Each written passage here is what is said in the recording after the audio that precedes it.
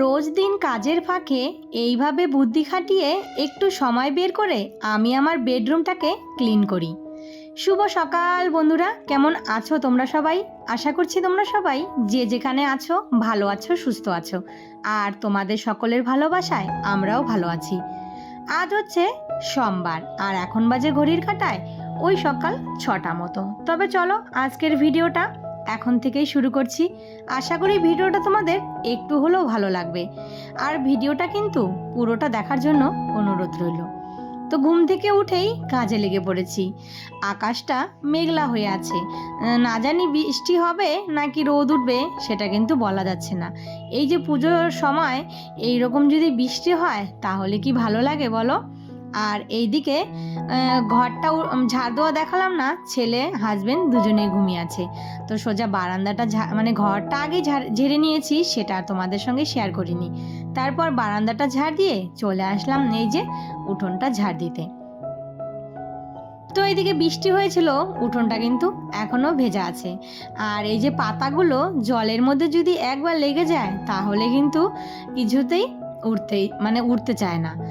তো যাই হোক, ওইদিকে উঠোনটা ঝাড় দিয়ে চলে আসলাম এই যে রাস্তাটাও ঝাড় দিতে।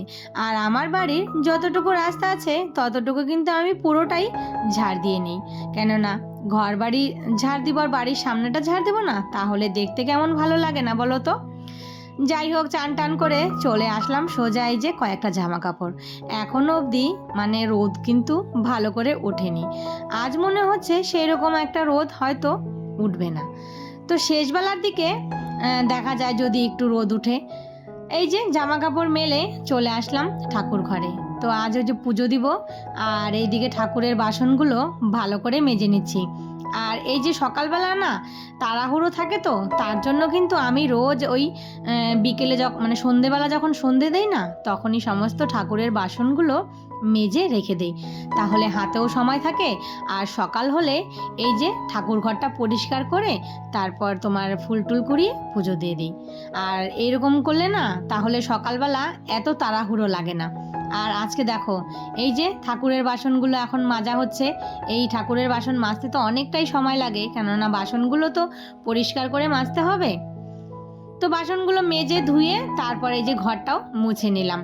আর এইদিকে এই যে এক সাজি ফুল দিয়ে এখন পুজো দেব। তারপর চলে আসলাম পুজো টুজো দিয়ে একদম সোজা ঘরে। তো এখনো কিন্তু আমার ছেলে ঘুমিয়ে আছে। তোমাদেরকে রোজই বলি না, আমার ছেলে ওই রাতে আমরা যখন শুতে যাব মানে ওই যদি 11টা 12টাও হয় ততক্ষণ অবধি জেগে থাকবে। আর এই যে দেখো সকালে উঠতে দেরি করে দেয়। এই জন্য ওকে বলি তুই খাওয়া দাওয়া করে শুয়ে পড়, কিন্তু ও তো কিছুতেই শুনবে না কথা। ওই আমাদের জন্য জেগেই থাকবে, যতক্ষণ আমরা না ঘুমোবো ও কিন্তু ঘুমোবে না। তো মাথাটা মানে চুলটা আঁচড়িয়ে নিলাম, আর এই যে মুখে একটু ক্রিম মেখে সিঁদুরটা পরে এখন সোজা চলে যাব রান্নাঘরে। আগে গিয়ে হাজবেন্ডের টিফিন করব, তারপর রান্না বসাবো। তো ওইদিকে কিন্তু অনেকটা সময় কেটে গেছে।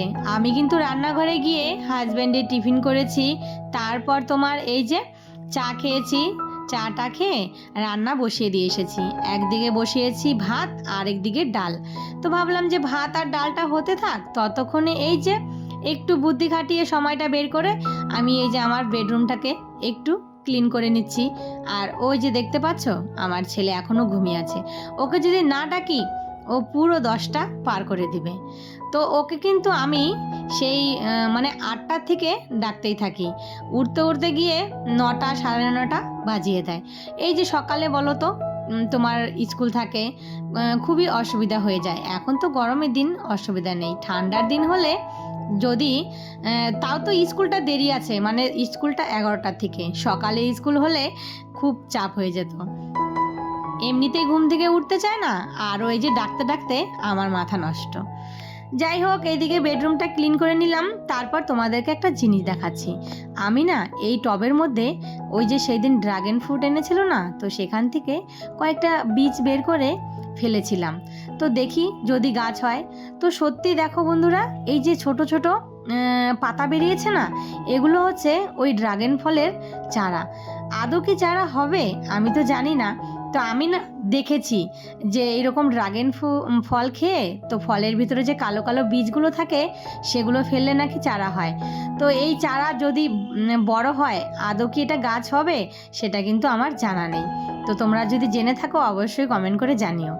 আর এইদিকে দেখতে পাচ্ছ ছেলে মানে এইদিকে ঘুম থেকে উঠে আবার এইদিকে এসে শুয়ে আছে।